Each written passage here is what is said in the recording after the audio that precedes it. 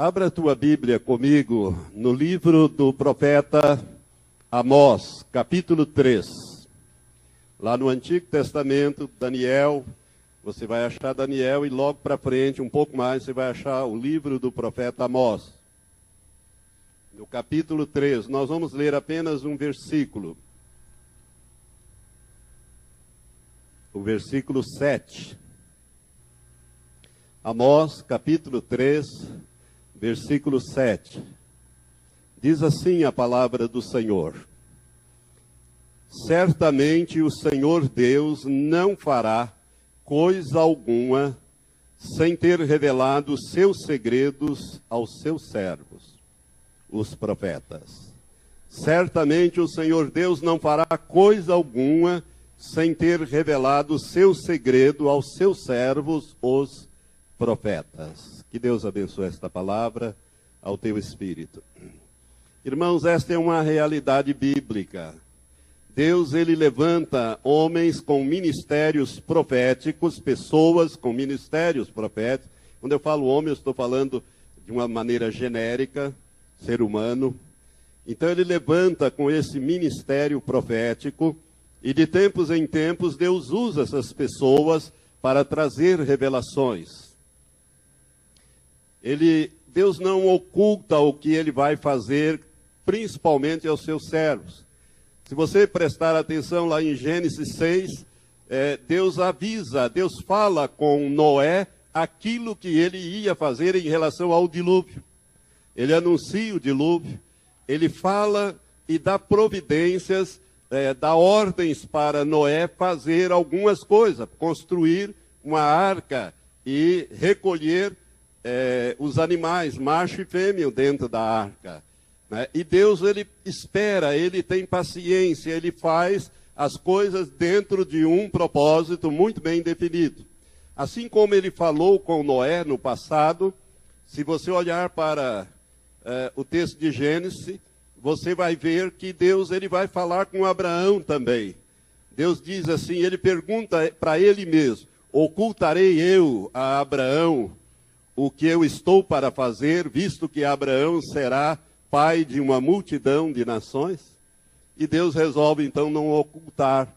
Deus fala com Abraão que ele vai visitar duas cidades através dos anjos dele, a cidade de Sodoma e de Gomorra, e ele vai verificar e se aquilo que ele tem conhecimento for constatado mesmo, ele vai executar juízo sobre Sodoma e Gomorra, como ele fez. Se você olhar para os capítulos 16, 17, 18, 19, você vai ver esses relatos na Bíblia. Mas o próprio Senhor Jesus diz em João 15, no capítulo 15 do Evangelho de João, ele disse: já não vos chamo servos, mas vos chamo amigos. E ele disse: eu falei tudo o que o Pai me ensinou, o que o Pai me ordenou para vocês, porque vocês são meus amigos. Numa outra linguagem ele diz isso. Então Deus, como diz o profeta Amós, o Senhor Deus não fará coisa alguma sem ter revelado os seus segredos aos seus servos, os profetas. Irmãos, eu vou começar a falar sobre três profetas dos tempos atuais e profecias referentes a esses três profetas. As profecias, as coisas que Deus tem revelado a eles e que diz respeito a nós numa situação de preparação para partirmos daqui para a eternidade, para sermos levados muito brevemente naquilo que a Bíblia fala que é o arrebatamento da igreja. Eu tenho um testemunho muito forte em mim, não é uma revelação, o Senhor não me revelou isso, que eu vou falar agora, mas é um testemunho muito forte em mim, no meu espírito, de que nós somos a última geração ou a geração do arrebatamento da igreja. Porque a Bíblia fala que, pela boca de Jesus, que a geração que visse a figueira, que é o símbolo de Israel na Bíblia, brotar, ela não passaria sem que todas as coisas se cumprissem naquela geração. Então eu tenho para mim que esta é a última geração. E a pergunta que poderia surgir aí é: pastor, quanto tempo dura uma geração bíblica? Há muitas especulações, uns dizem 20, 40, 60, 70, 120 anos. No meu entendimento, dura 70 anos. 70 anos. Por quê? Porque a Bíblia diz que a duração da nossa vida física é de 70 anos. Está lá no Salmo 90, verso 10. Essa revelação foi dada a Moisés, o último homem que viveu 120 anos. Deus revelou que a duração da vida do homem passaria a ser de 70 anos. Alguns, pela robustez, alcançam 80, 90, 100, como um tio meu que morreu ano passado com 101, né?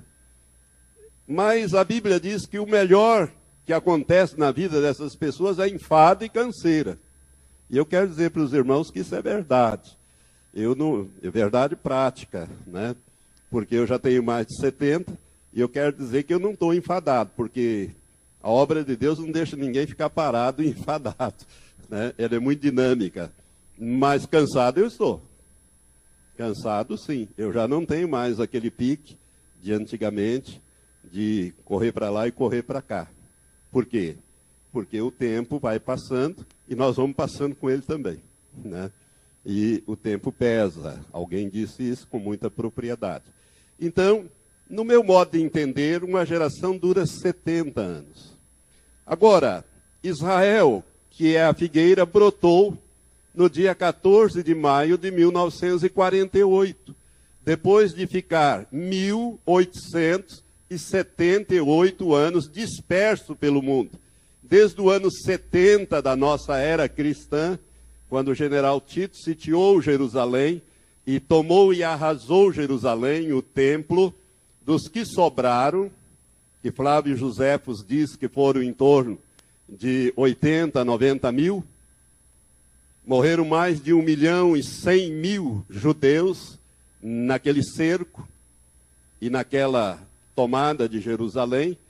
Jerusalém foi totalmente destruído, ficou apenas uma fieira de pedra, aonde hoje é o Muro das Lamentações, de 7 camadas de pedras, que era a pedra do muro, não do templo, do muro.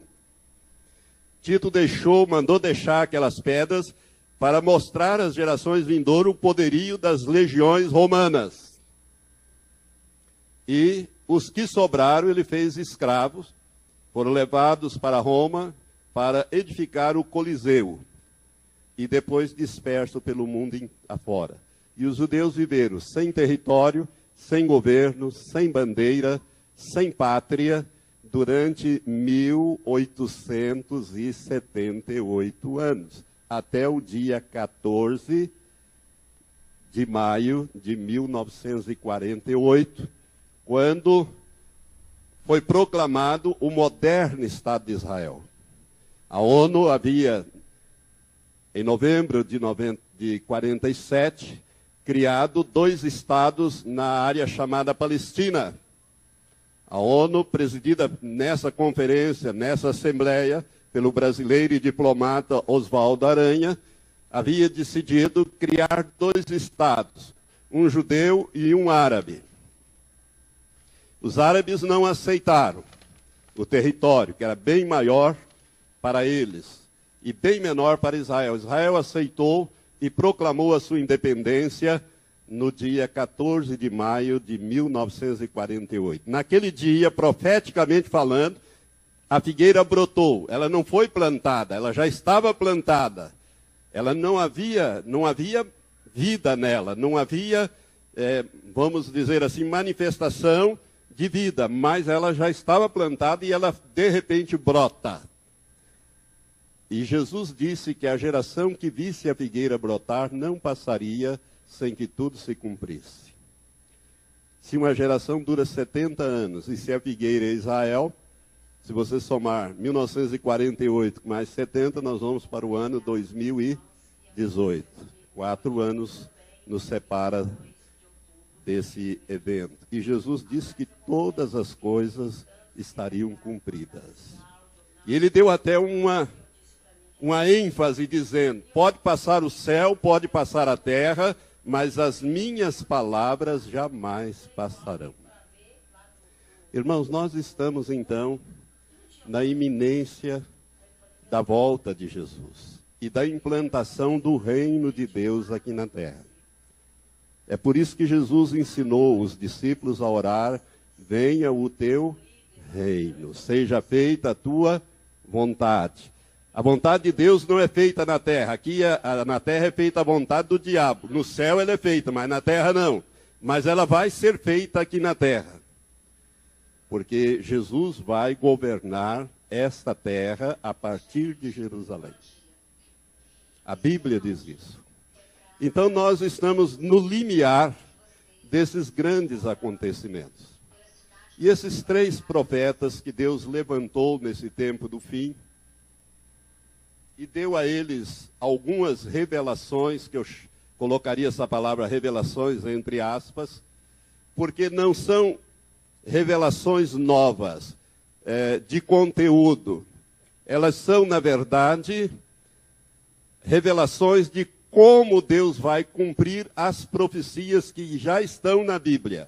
Ou seja, Deus vai, através desse profeta, está estabelecendo o modo de cumprimento e o tempo de cumprimento. Ele não está trazendo uma revelação nova, ele está trazendo o modo e o tempo que estas profecias já existentes na Bíblia vão se cumprir.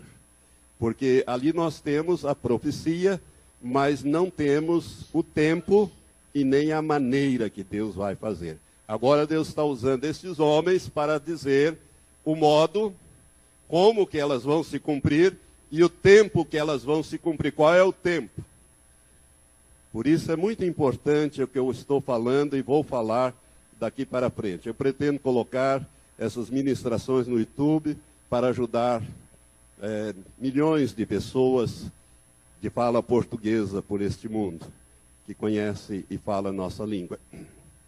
Por isso, irmãos, eu creio que Deus levantou estes homens, que eu vou falar a partir de agora, e a finalidade dessas profecias que Deus está dando a estes homens é proclamar em alto e bom som que o tempo do arrebatamento chegou. O primeiro profeta, hoje creio que vai ser possível falar sobre 2 deles, nem sei se 2 vai dar, mas eu pretendo ver se eu falo sobre 2. O primeiro deles é o pastor David Wilkerson.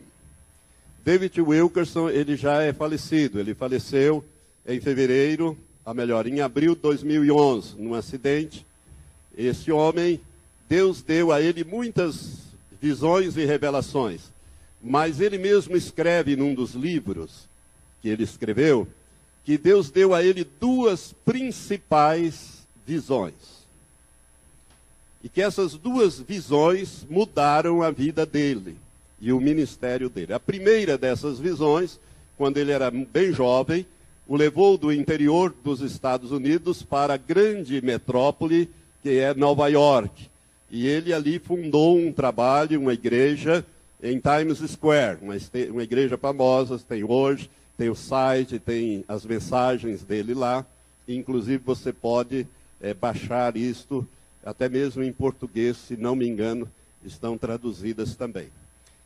Essa primeira visão, então, que o levou a Nova York, Deus mandou que ele fosse trabalhar com quadrilhas de delinquentes juvenis e também com viciados em drogas. E ele escreveu um livro chamado A Cruz e o Punhal. Quantos já leram este livro aqui, A Cruz e o Punhal? Poucas pessoas leram. O povo brasileiro não gosta muito de ler. Tem um filme, que talvez fica mais fácil, então, né? Você pega o filme, A Cruz e o Punhal, você vai ter uma ideia, né,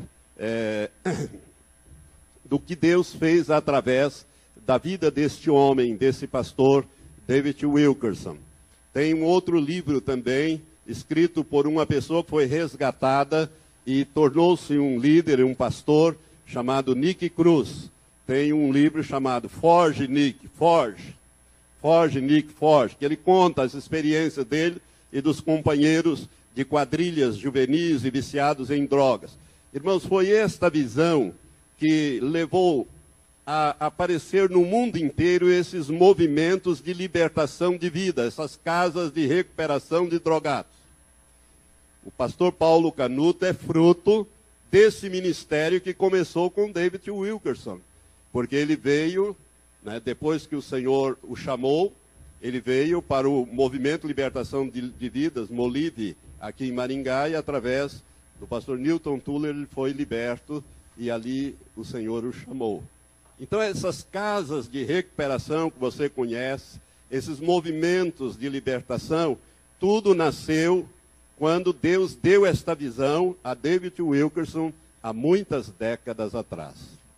A segunda visão que ele menciona, e é aqui que eu quero chegar, Deus deu a ele em 1973. Ele revelou, ele colocou tudo isso num livro. Ele conta essa visão num livro que em inglês é The Vision, ou A Visão. Em espanhol tem La Vision.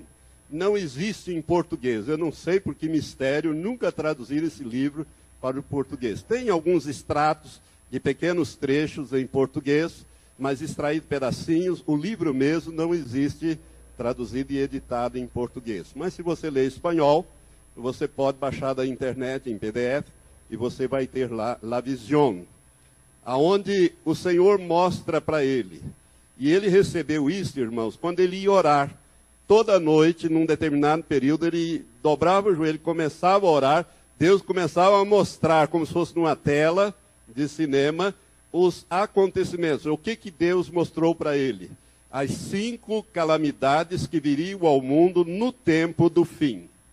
5 calamidades que viriam ao mundo no tempo do fim. Isso em 1973. A primeira dessas calamidades é uma confusão econômica que afetará o mundo todo, disse Deus para ele. Vai haver uma confusão econômica que afetará o mundo todo. A segunda é a natureza com dores de parto. A terceira calamidade que o Senhor mostrou para ele naquelas visões é um batismo de imundícia nos Estados Unidos da América. A quarta calamidade foi a rebelião no lar. A quinta e última calamidade que o Senhor mostrou para ele foi a perseguição contra os cristãos verdadeiramente cheios do Espírito Santo e que amam ao Senhor Jesus. Ele desenvolve, ele vai contando aquilo que Deus mostrou para ele sobre cada uma dessas calamidades. E é interessante que os seus companheiros de ministério não queriam que ele publicasse esse livro. Porque uma das coisas que Deus fala ali é que Deus diz para ele que iria derrubar a cortina de ferro. Isto em 1973, quando o comunismo estava no auge, no mundo inteiro.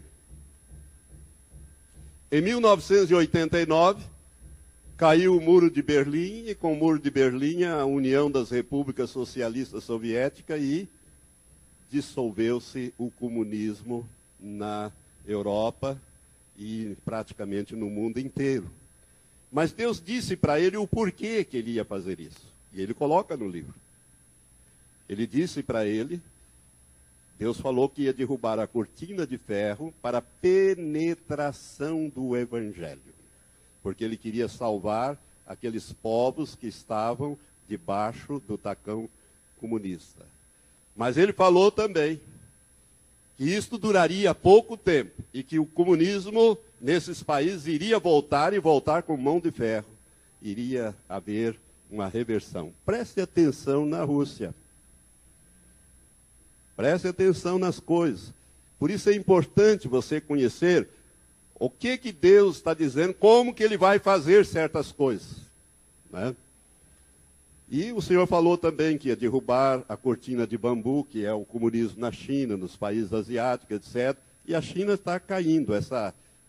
Esse governo comunista da China está balança, mas não cai. Se você não acompanha a notícia, então você não está sabendo. Mas a economia lá, o povo já com água no gogó, não. Está com água no nariz já, com esse sistema. Irmãos, a violenta perseguição na China é uma coisa tremenda. Eu já aconselhei a você comprar e ler aquele livro, O Homem do Céu. Vale a pena você ler este livro. É extraordinário o que Deus está fazendo em termos de evangelismo na China. Na China existem duas igrejas. A igreja permitida pelo governo e controlada pelo governo, que é a igreja evangélica visível, e também a igreja subterrânea, aonde a Bíblia, quando chega um exemplar da Bíblia, ela é arrancada em páginas e dada para os membros. Então você lê a página, depois passa para mim, eu leio, te devolvo aquela. A Bíblia é assim, não há disponibilidade de você ter a Bíblia, é perseguido. Este homem, pastor Jung, ele esteve no Brasil, hoje ele mora na Alemanha, e esse homem, ele teve as suas pernas quebradas, ele foi torturado, mas ele decorou a Bíblia, o Novo Testamento inteiro. Deus permitiu que ele decorasse. E Deus o tirou da prisão de uma maneira gloriosa, sobrenatural, igual Deus fez com o apóstolo Pedro quando tirou no livro de Atos da prisão. E Pedro achava que ele estava sonhando, porque veio um anjo, tocou nele e tirou as cadeias que prendiam as pernas de Pedro. E o anjo foi seguindo e foi dizendo para ele, me siga, e foi abrindo os portões. E Pedro, até que Pedro ficou lá fora das prisões, aí é que Pedro caiu em si e viu que era um livramento de Deus, porque Herodes iria matá-lo no dia seguinte. Está lá no livro de Atos. Com o reverendo, o pastor Jung, foi a mesma coisa. Eles quebraram totalmente as pernas dele, moeram. Ele ficou inválido. E o anjo veio, tocou nele, e ele se firmou, e o anjo foi abrindo os portões. Ele dizia que via os portões, 2 guardas em cada portão com metralhadora. E de repente os portões abriam, e ele passava pelo menos uns 3 portões, até que chegou na beira da rua, aonde a prisão estava, e ali o último portão fechou, e apareceu um táxi que parou, e ele entrou dentro do táxi, e o táxi o levou a um determinado lugar. E até hoje o governo chinês não sabe como que ele escapou. E ele acabou morando hoje, acabou imigrando, saindo por pressão em cima dos evangélicos da Europa, principalmente da Alemanha, e hoje ele mora na Alemanha. Vale a pena você ler o que Deus faz. São coisas de tempos modernos. Mas essa profecia de David Wilkes, eu quero comentar algumas coisas apenas das 2 primeiras calamidades, que são uma confusão econômica que afetará o mundo inteiro e a natureza com dores de parto. Irmãos, em 2008, nós tivemos o início do cumprimento dessa profecia dada em 1973 ao pastor David Wilkes, 2008. Os Estados Unidos da América quebraram. Simplesmente quebrou. Hoje os Estados Unidos, ele, por limitação do Congresso, ele gasta todo o PIB dele, 10 trilhões 750 bilhões de dólares, ele gasta por ano. Não pode gastar, não gasta mais porque o Congresso não admite. De vez em quando tem essa crise lá, que está faltando dinheiro porque os 10 trilhões e 750 bilhões não chegam.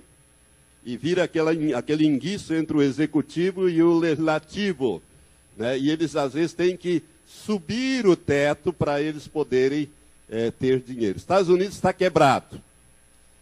Economicamente está quebrado. Só não quebrou, assim, para virar um carro lá dentro, porque eles têm a máquina de fazer dólares. E o dólar é a moeda que circula no mundo inteiro e serve de base para as transações comerciais. Irmãos, em 2008, de uma maneira que nenhum economista até hoje conseguiu entender, não é uma recessão, não é uma depressão, não se sabe bem o que é, e Deus tinha dito para o David Wilkes que essa confusão econômica que afetaria o mundo inteiro, e afetou mesmo o mundo inteiro, de 2008 para cá, né? Que nenhum economista ia saber explicar. E esta confusão, irmãos, o Senhor tinha dito para ele que grandes corporações americanas, que ele jamais pensava que ia quebrar, quebrariam. A General Motors quebrou. A Ford quebrou. Os grandes bancos quebraram. Nós tivemos aí mais de 250 bancos falidos nos Estados Unidos. Você que talvez não acompanha essas notícias. Grandes corporações, grandes bancos. O governo teve que vir em socorro da iniciativa privada. Irmãos, hoje o dólar perde a cada dia o seu valor de compra e a sua influência como moeda de referência na troca ou nas transações. Os países estão substituindo o dólar. Por exemplo, negócio entre a Rússia e a China é em rubro. A Arábia Saudita, ela recebe parte do petróleo, ela recebe em dólar, mas grande parte ela recebe em outras moedas que ela vende o petróleo só nessas condições. Não recebe mais tudo dólar. Por quê? Porque sabe que se cada possuidor de $1 chegasse no governo americano e dissesse para ele, olha, há um lastro de ouro desta moeda. Então está aqui o seu dólar, me dá o ouro correspondente a $1. Ele vai lhe dar 10 centavos de dólares em ouro. 10 centavos vale $1 hoje. Portanto, está quebrado.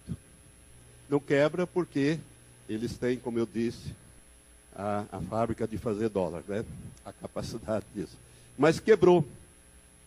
Quebrando os Estados Unidos, quebrou também a Europa. Olha a crise que nós temos na Europa e cada vez piorando mais. A Grécia quebrou, a Finlândia quebrou, a Espanha quebrou, a Itália quebra, mas não quebra, está quase quebrando.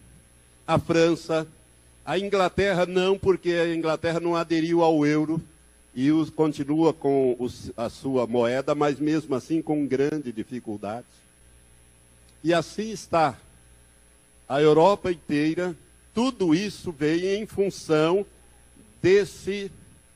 dessa crise que o Senhor deu a David Wilkerson em 1973.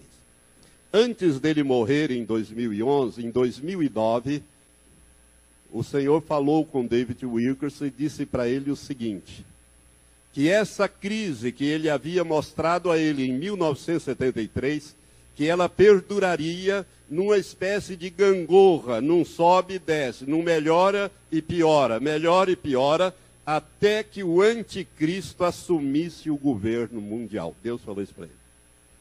Se você quer ler essa notícia, tem até no meu próprio site, eu peguei de lá e coloquei.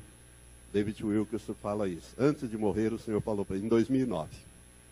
O Senhor falou para ele, se eu não me engano, 2009 ou 2010. Então, irmãos, esta profecia de 1973 nos leva aonde? Ao anticristo. É ele que vai resolver essa crise mundial. Ele tem a sabedoria de Satanás. Ele vai ter esta capacidade de unir o mundo em torno dele. Porque vem mais crises aí, e ele vai ser o homem que vai aparecer com a solução para todas estas coisas. A Bíblia diz, em Apocalipse 13, e toda a terra se maravilhou seguindo a besta. A besta é o anticristo. Então preste atenção nessas coisas, porque elas são muito importantes. Veja bem, o anticristo é um homem que a Bíblia prevê, que vai aparecer num determinado período da história da humanidade, vai realizar uma obra determinada e vai desaparecer da história da humanidade. Irmãos, Deus tem mostrado que este homem está na terra, pronto para assumir o seu papel no cenário mundial. Vocês estão me acompanhando? Não fique tão tenso. Diga assim, glória a Deus, está chegando a hora de eu ir para o céu. Está chegando a hora de eu ir para o céu. Amém? Quanto à natureza com dores de parto, basta que nós observemos o descontrole climático. Tá ou não tá? Faz calor quando devia fazer frio. Faz frio quando devia fazer calor. As plantas estão todas desreguladas. Floresce quando não deveria, quando não é primavera. Em pleno inverno, que as plantas deveriam, as flores, né, as árvores que dão flores, estão florescendo. Os animais estão, inclusive, desorientados. Então, há um descontrole climático total. O ex-vice-presidente Al Gore, ele fez um documentário sobre isso, mostrando, né, uma verdade inconveniente. Chama esse documentário, ganhou um Oscar com esse documentário sobre as confusões climáticas que estão no mundo. E Deus falou isto para ele, e falou uma porção de coisas que ele relata no livro. Mas uma das coisas que eu quero só destacar que o Senhor falou para ele, porque tem a ver com os acontecimentos muito breves que vão se dar. O Senhor falou para ele que virá aos Estados Unidos da América um grande terremoto. Grandes terremotos vão açoitar os Estados Unidos da América. E o Senhor disse para ele que esses terremotos vão acontecer não em áreas sujeitas a terremotos como é a Califórnia, na falha de San Andreas. Não é nessa região. O Senhor disse que é a região não sujeita a terremotos. E o Senhor vai mandar um grande terremoto. Por quê? Porque Deus está irado com os Estados Unidos da América e já colocou os Estados Unidos da América em juízo. Irmãos, eu já falei isso algumas vezes aqui na igreja, vou repetir. No dia 8 de setembro de 1998, o Congresso americano estava reunido para decidir o impeachment ou não de Bill Clinton. Porque Bill Clinton havia, por causa daquela confusão com aquela estagiária chamada Mônica Lewinsky, ele havia mentido à justiça americana. E mentir à justiça americana é crime que dá cadeia. Então o promotor público que estava processando, ele pediu autorização ao Congresso, que o Congresso decretasse o impedimento para governar de Bill Clinton, porque ele iria processar, porque ele havia confessado publicamente que havia mentido à justiça americana. Mas o Congresso americano, atendendo às pesquisas feitas pelas redes de televisão, e o clamor do povo, porque o governo americano estava indo muito bem sob o governo de Bill Clinton, ele já estava terminando o governo dele, e eles nunca tinham experimentado um período de tanta prosperidade, e aí o povo, na sua maioria, pressionou o Congresso a não decretar o impeachment. Preferiram o mamon, o dinheiro, aos princípios da palavra de Deus. E eu estava assistindo a televisão junto com a Elizabeth quando a Globo News deu essa notícia, que eles absolveram o Bill Clinton por esse motivo. Naquele momento o Espírito Santo me disse que Deus se irritara com os Estados Unidos e que ia julgar os Estados Unidos a partir daquele momento. Deus se retirou a sua proteção.